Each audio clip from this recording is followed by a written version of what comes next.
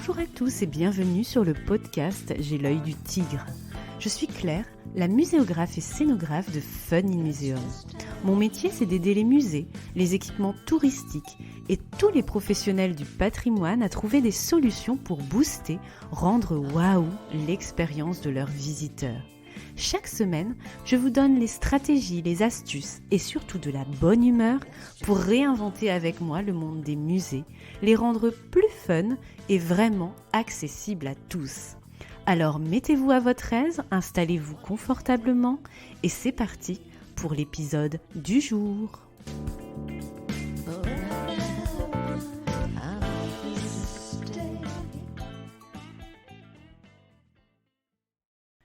Bonjour et bienvenue dans ce nouveau podcast invité. Aujourd'hui, nous allons parler de la capacité du musée et des équipements culturels à apporter du bien-être et à jouer un rôle social et même thérapeutique. Oui, thérapeutique. Le sujet du jour, plutôt original, la muséothérapie. Pour l'explorer, j'ai partagé mon micro avec Leslie Labbé. Leslie est une jeune diplômée de l'école du Louvre. Au cours de ses études, elle s'est intéressée au rôle social des musées. Cela l'a amenée à réaliser un mémoire de fin d'études sur le sujet neuf de la muséothérapie et à réfléchir au rôle que pouvaient jouer les musées dans un contexte thérapeutique.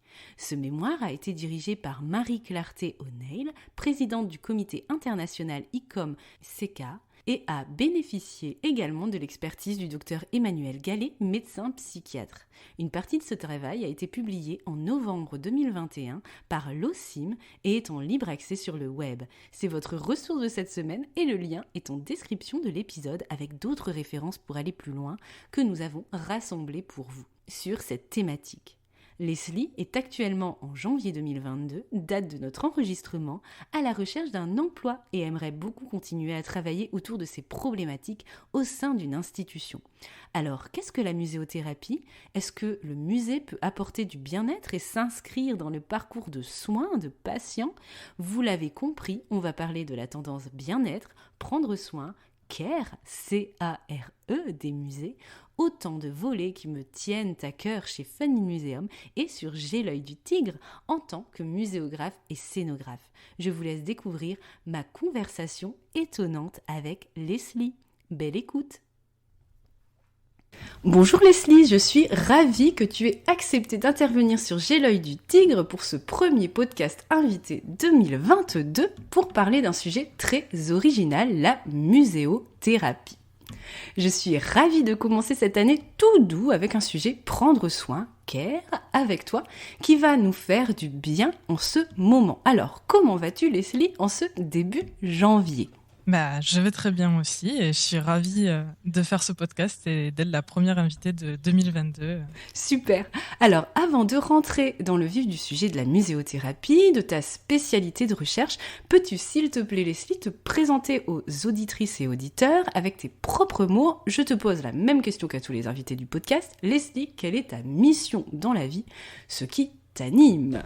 Alors, pour me présenter, je suis fille originaire du sud-ouest de la France. Ça s'entendra peut-être un petit peu pendant le podcast. Oui, il y a un joli accent chantant. Je suis issue d'un master muséologie à l'école du Louvre que j'ai complété par une licence 3 en communication. Et je suis passionnée depuis très longtemps par la médiation et par les publics, et notamment par la réflexion autour de l'accueil des publics, de la conception de médiation, du rendre accessible. Et j'ai fait aussi beaucoup d'animation, en fait, en tant qu'animatrice pour des colonies de vacances notamment. Oui, j'ai vu. On dirait pas que c'est en lien, mais en réalité, il y a un grand lien dans comment créer des activités, comment adapter son discours aussi. Et voilà, et peut-être un fun fact un petit peu inattendu, je suis aussi passionnée de jeux vidéo. Ah ! Et je gère une communauté de joueurs depuis 2017.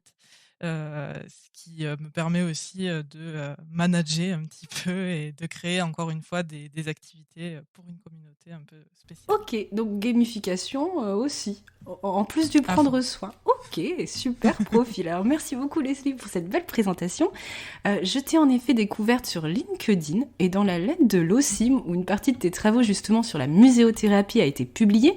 D'ailleurs, je vais mettre les liens pour retrouver ton profil et cet article dans la description de l'épisode pour ceux qui veulent aller plus loin et qui sont intéressés par ça. J'ai trouvé ton profil très intéressant, même si je ne connaissais pas ce fameux fun fact, et je suis certaine que beaucoup d'auditeurs et d'auditrices vont se reconnaître en toi. Alors, on va donc continuer à faire connaissance avec un petit jeu amusant que je fais à chaque podcast invité, le quiz Fast and Curious. Alors, je te rappelle le principe, Leslie. Si tu ne le connais pas, je te propose 2 options et tu choisis la meilleure pour toi. Et bien sûr, on est souvent sur des choix un peu compliqués, un peu cornéliens, pour pimenter le jeu et s'amuser, parce que c'est aussi important. Allez, c'est parti, le Fast and Curious. Alors, première question, premier choix cornélien, en lien avec ton parcours professionnel. Tu es plutôt art plastique ou collection d'avions? Et là, les auditeurs se posent la question, mais pourquoi? Alors, sachez, pour vous qui nous écoutez, que Leslie a travaillé au Bourget comme chargée de collection et au Centre national des arts plastiques comme médiatrice. Alors, art plastique ou avion? Plutôt art plastique. Oui, mon stage au Bourget était très intéressant et j'aime beaucoup aussi les collections techniques et les collections scientifiques aussi. Mais c'est vrai que ma passion de base, c'est quand même les arts plastiques. C'est plutôt ça qui m'anime. D'accord.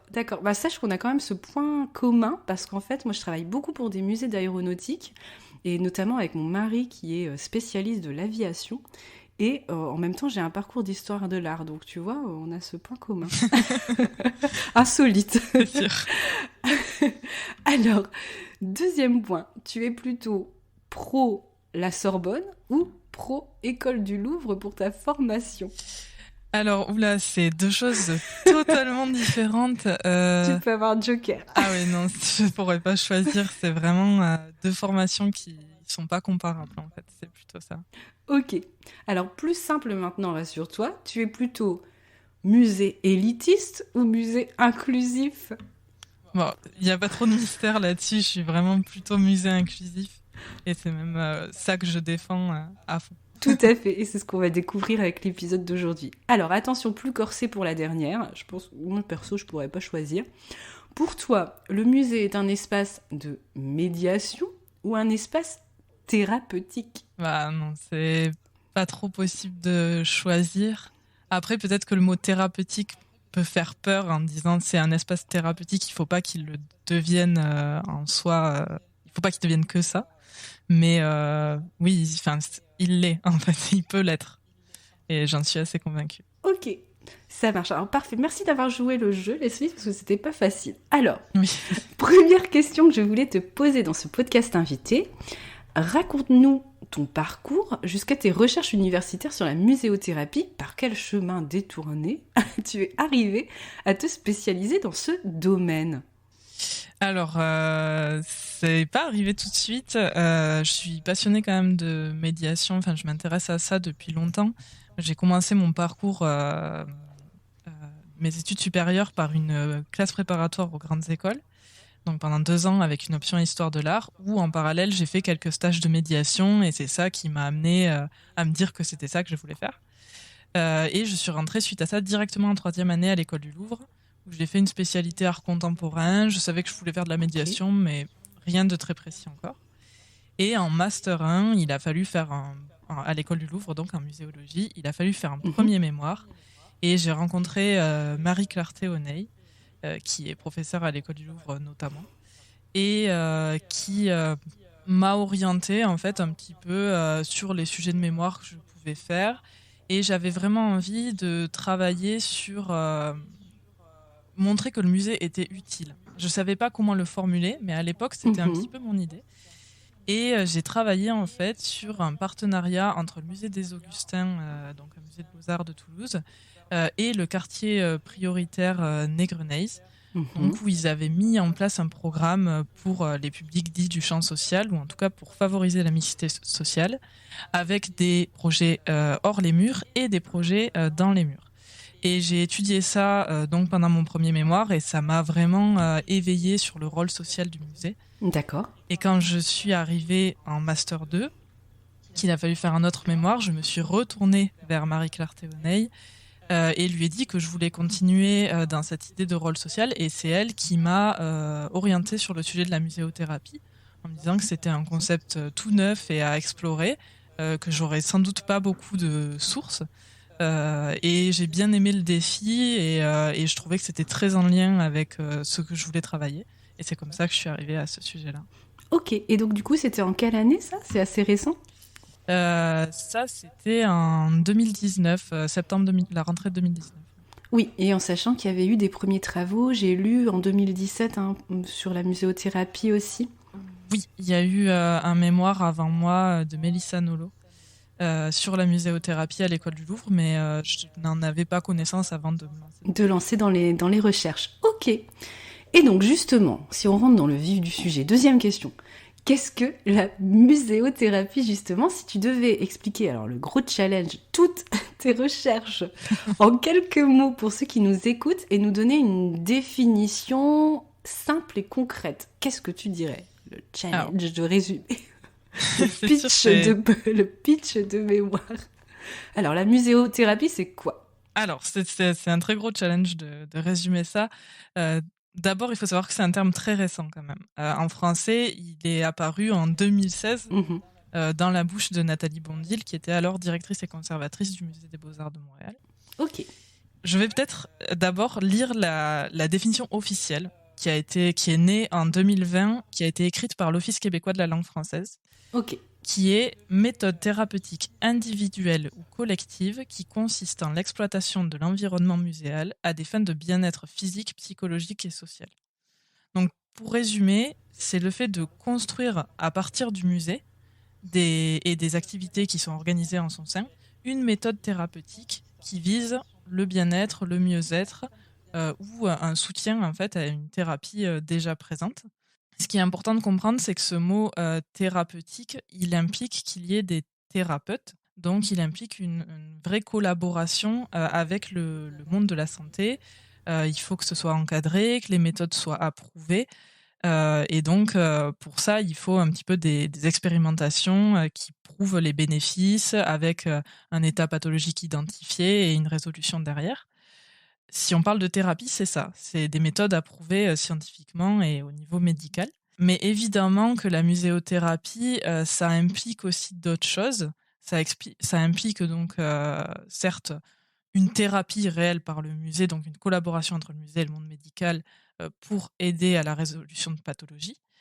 Mais ça fait forcément émerger tout le fait que le musée peut agir pour le bien-être ou le mieux-être de manière plus générale, en dehors d'une méthode thérapeutique approuvée. Ça fait émerger évidemment toutes ces questions-là. Après, est-ce qu'on peut, comme le terme est récent, il n'est pas encore bien défini, donc est-ce qu'on peut le rattacher à la muséothérapie? Mhm. je, je ne m'engagerai pas là-dessus, je ne sais pas, parce qu'il y a ce mot thérapie qui pose peut-être souci. Mais en tout cas, ça met en avant vraiment un rôle plus large du musée qui peut agir sur le bien-être. Nous, on n'est pas seulement sur le mot délectation qu'on peut retrouver par exemple dans les définitions officielles, on est vraiment sur le bien-être, le prendre soin. C'est vrai qu'on passe un gap.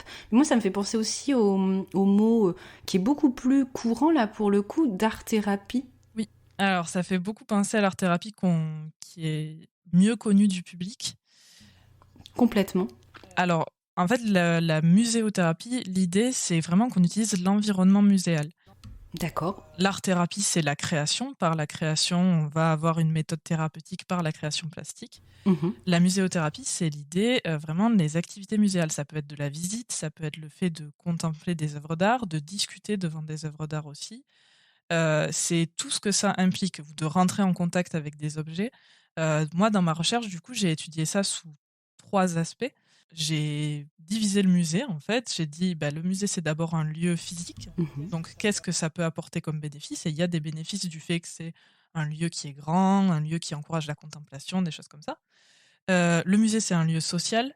C'est un lieu où on vient pour discuter, où on vient avec des gens. Et donc, à ce moment-là, on peut travailler, par exemple, tout ce qui est des habiletés sociales, pour des pathologies psychiatriques notamment. Et le musée, c'est un lieu qui conserve des objets. Et donc là, on peut interroger tout notre lien aux objets et tous les bénéfices que ça peut avoir sur nous et inclure l'art évidemment dedans, mais plus dans le regard et pas dans la création. Ok. Alors, quels sont justement les avantages de la muséothérapie pour les publics du musée? Pour les publics du musée, en fait, on va peut-être diviser ce public en deux. D'abord, il y a les publics qui sont atteints de pathologie et qui font vraiment ça dans une démarche thérapeutique, donc qui sont accompagnés de thérapeutes et qui rentrent dans une sorte de méthode et dans un parcours de soins. On n'a pas d'études, encore assez d'études qui prouvent à 100% les bénéfices, donc tout ce que je dis, c'est des potentiels. Mais moi, ce que je relève dans ma recherche, c'est qu'il y a des potentiels thérapeutiques pour eux, pour des pathologies très diverses, à des pathologies psychiatriques, des pathologies neurodégénératives, mais aussi, je parle de personnes atteintes de cancer aussi dans mon ouvrage. D'accord. Donc en fait, l'idée c'est que cela vienne soutenir la thérapie, compléter en fait le processus de soins. D'accord, donc du coup, ça rentre en fait dans le parcours de soins en fait de la personne, c'est ça? L'idée c'est ça. Si c'est encadré par des thérapeutes et qu'il y a une méthode établie, c'est que ça rentre dans le parcours de soins et que ça soutienne la thérapie peut-être par des médicamenteuses et du coup que ça devienne ce qu'on appelle une thérapie non médicamenteuse. Ok. Qui complète en fait. Oui, comme quand la on va à prise en la charge. piscine ou qu'on fait d'autres activités annexes Exactement. en plus de l'accompagnement plus santé, quoi. Ok. C'est ça. Et après, pour les publics qui ne sont pas atteints de pathologie et qui ne sont pas dans un parcours de soins, en tout cas, la muséothérapie, elle fait émerger, ce concept en tout cas et ce courant dans les musées, ça fait émerger beaucoup de programmes qui peuvent bénéficier à tous et qui œuvrent au mieux-être et au bien-être. Donc on voit notamment de plus en plus des programmes émerger en ce sens dans les musées. On trouve de la méditation au musée, du yoga. C'est vrai, c'est vrai. Ouais. C'est vrai que j'avais pas fait le Centre rapprochement Pompidou a entre fait un l'activité programme. yoga, ouais, mais complètement. Ouais. Le Centre Pompidou a fait un programme qui s'appelait Art Detox aussi. Donc on est quand même dans ce courant du mieux-être au musée et du bien-être au musée qui est le même courant en fait que celui de la muséothérapie. Et pour moi, de la même manière que l'accessibilité universelle, quand on fait de l'accessibilité au musée, souvent on dit que ça bénéficie à tout le monde finalement. Que quand on fait, je sais pas, de la médiation pour un public spécifique, peut-être atteint en situation de handicap, ça va bénéficier aussi à d'autres publics. Ben, pour moi, la muséothérapie, c'est un peu pareil. On va mettre en place des programmes qui vont certes peut-être bénéficier à des gens qui sont atteints de pathologie, mais qui vont aussi potentiellement bénéficier à tout visiteur lambda qui veut se sentir mieux dans sa vie, tout simplement. Ok, très bien. Est-ce que tu as d'autres exemples à nous donner, des équipements qui auraient développé au-delà du Centre Pompidou, etc., d'autres programmes comme ça en lien avec la muséothérapie? Alors, il y a 2 gros programmes connus qui ont lancé la muséothérapie. D'abord, il y a le MoMA's Alzheimer Project. Alors, je suis désolée de mon accent. J'ai le même. Qui, qui a été un projet développé par le MoMA pour les personnes atteintes d'Alzheimer. Donc, ça consistait principalement en des visites guidées, mais c'était vraiment un programme très construit avec des groupes et qui a donné lieu à beaucoup d'études. Il y a même, si je me trompe pas, il y a un site internet qui est dédié à ça et ça a vraiment donné lieu à beaucoup de recherches sur le sujet et ça a fait avancer le sujet énormément. Et il y a plus récemment et qui a fait du bruit dans le monde francophone et tout ça, le Musée des Beaux-Arts de Montréal qui a dédié une de ses ailes qui a créé un atelier international d'éducation et d'art-thérapie, donc qui s'appelle l'Atelier international d'éducation et d'art-thérapie Michel de la Chenelière. D'accord. Et qui est une aile dédiée à la médiation, enfin au programme éducatif, mais aussi à l'art-thérapie et finalement à la muséothérapie. Et eux, ils proposent vraiment énormément de programmes pour des pathologies très diverses. Ils ont un art-thérapeute aussi qui est employé à plein temps. D'accord, donc des nouveaux métiers qui peuvent aussi émerger par rapport à cette tendance, ok. Exactement. Donc ils ont un thérapeute au sein du musée, ça veut dire. Et donc, ils font beaucoup de programmes pour des pathologies très diverses. Il me semble, si je dis pas de bêtises, qu'il y a des choses, par exemple, pour les personnes atteintes d'anorexie ou des Mhm. pathologies psychiatriques également. Il y a vraiment énormément de choses et moi j'invite, je vais citer Thomas Bastien qui s'occupe de la médiation là-bas, qui dit qu'il travaille depuis 17 ans avec des organismes socio-communautaires pour favoriser l'inclusion des personnes souffrant de troubles mentaux, autisme, personnes vivant dans la rue, malades atteintes d'Alzheimer. Voilà, on trouve vraiment plusieurs pathologies qui sont prises en charge dans leur programme et ils font des programmes vraiment spécifiques pour chacun. Et eux, ils ont donné un grand élan à ça dans le monde francophone notamment. Et c'est pour ça, enfin, c'est de là qu'est né le terme muséothérapie.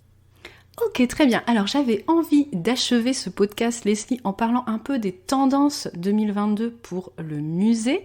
De mon côté, le prendre soin au musée, le care, comme on le dit aussi, est un volet que je traite dans les parcours muséographiques et scénographiques que j'imagine depuis déjà 3 ans. Au même titre que le volet accessibilité universelle dont tu parlais ou ludisme. À chaque fois, quand j'imagine un synopsis d'expo, des outils de médiation ou que je dessine des plans, j'essaie toujours de penser prendre soin et satisfaction des visiteurs, les chouchouter en quelque sorte. Donc c'est un pan de l'expérience de visite, je trouve, qu'on oublie souvent par rapport à l'apprentissage. C'était jusqu'ici une démarche assez nouvelle chez Fun in Museum, mais j'ai l'impression que cette problématique prendre soin prend de l'ampleur dans le secteur muséal, justement avec muséothérapie, art-thérapie, etc. Notamment avec la pandémie peut-être qui se poursuit. Alors qu'est-ce que tu en penses, Leslie? Est-ce que la muséothérapie est une réponse pour 2022, une future évolution du musée, une tendance pour les années à venir? Qu'est-ce que tu en penses? Tes prédictions? Alors, je sais pas, j'aurais peut-être pas. Je sais pas si je peux faire des prédictions vraiment, mais oui, c'est clair que pour moi, en tout cas, c'est une tendance des musées aujourd'hui. Ça rentre pleinement dans le courant des conclusions de la mission Musée 21e siècle de Jacqueline Edelman, de ce musée qui vient au cœur de la société, qui prend de nouveaux rôles et un nouveau rôle au cœur de la société. Mhm. Euh, je crois aussi, on a été très marqué par ces termes pendant la pandémie de essentiel, non essentiel.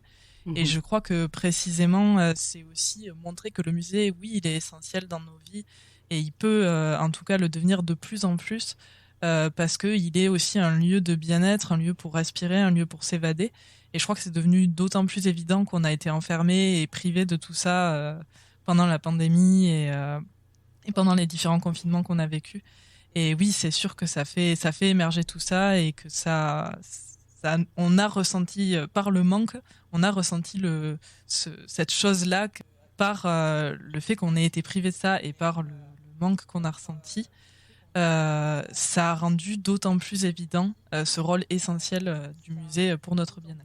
Et donc d'ailleurs on mettra le lien de l'épisode, un épisode que j'avais fait il y a de nombreux mois maintenant sur les piliers du musée du 21e siècle où justement on parle de ce rôle social du musée qui est un grand besoin justement des publics, en tout cas pour le musée du 21e siècle, c'est l'un des piliers. Alors merci infiniment Leslie d'avoir répondu à mes questions aujourd'hui pour faire découvrir ton parcours et ce sujet tendance de muséothérapie aux auditrices et auditeurs. Je mets bien sûr en description de l'épisode ta bio et tous les liens, les exemples que tu m'as fournis concernant ce sujet original en forme de bibliographie, etc. Et le lien vers l'article de l'OCIM qui est un résumé de tes recherches. Je sais aussi que tu es en recherche d'emploi actuellement. Est-ce que tu veux en profiter pour lancer un petit appel au recrutement à ceux qui nous écoutent et qui pourront peut-être t'aider dans cette recherche? Dis-nous un peu ton job de rêve, ce que tu cherches, Leslie. Alors, Job oui, de rêve. merci beaucoup déjà de l'invitation et de me permettre cette visibilité aussi. Donc mon job de rêve, moi, ça serait d'être dans une institution culturelle pour concevoir de la médiation.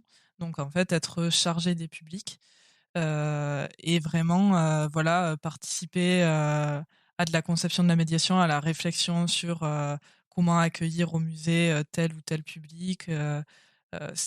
C'est plutôt vers ça que je me tourne. Après, j'ai pas une idée précise et fixée. C'est-à-dire que c'est quand même très large ce que je suis en train de dire là. Mais c'est vraiment sur ces réflexions-là que je veux travailler. Et évidemment, étant donné que j'ai une formation en communication, je peux aussi y ajouter de la communication sur les réseaux sociaux, par exemple, sur de la valorisation des offres qu'on met en place. Ok, donc médiation, accompagnement on n'est pas sur le parcours de soins, mais le parcours de visite des différents publics, et avec une casquette qui est quand même ultra originale et atypique, avec la muséothérapie du coup, et le prendre soin, qui est pas négligeable à ajouter. Alors, et il ne nous reste plus qu'à vous souhaiter avec Leslie, chère auditrice, chers auditeurs, une très belle matinée, après-midi, soirée, où que vous soyez. À mardi prochain avec J'ai l'œil du tigre, prenez soin de vous et voyez le musée lors de votre prochaine sortie ou prochain projet au bureau comme un lieu de thérapie et de chouchoutage, n'est-ce pas Leslie? Partagez cet épisode à tous ceux qui peuvent en avoir besoin et on continue avec Leslie à parler de ce sujet ensemble avec vous sur les réseaux sociaux. À bientôt! Au revoir. Si tu as aimé ce que tu as entendu et que mes conseils t'ont été utiles, l'annonce qui va suivre peut t'intéresser. Depuis quelques semaines, la plateforme d'écoute Spotify, la tienne peut-être, te permet de poster un avis et de mettre des étoiles sur la page d'accueil du podcast J'ai l'œil du tigre. Alors, si tu veux m'aider à le faire connaître et à aider le maximum de personnes comme toi avec ces conseils, abonne-toi, poste un avis et offre-moi des petites étoiles, 5 j'espère. À bientôt et prends soin de toi.